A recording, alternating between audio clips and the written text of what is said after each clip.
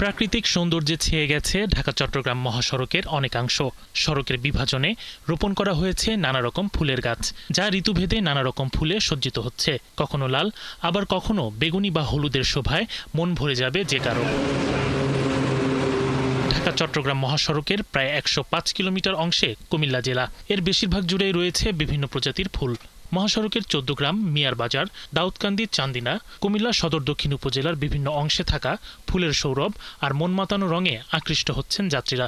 রাস্তার পাশে যে ফুলগুলো আমাদের কাছে, আমরা জার্নিটাই ক্লান্তিটা দূর হয়ে যায় দেখতে। মনে অনেক সান্ত্বনা লাগে যে আমরা আমাদের মনে হয় রাস্তার কোয়ালিটির সাথে ফুলের সমারোহ। এরকম কিছু আপনার যদি প্রত্যেকটা জেলায় করা হয়, প্রত্যেকটা রোডের মাঝখানে দেওয়া হয়, জিনিসটা খুবই ভালো হয় বা সুন্দর দেখা যায়। এটা একটা সৌন্দর্য আমাদের দেশের জন্য। বিশেষ করে সোনালু ও জারুলের নয়নাভিরাম দৃষ্টিনন্দন রং ও রূপ যেন বুলিয়ে দিচ্ছে ভালোবাসার পরশ।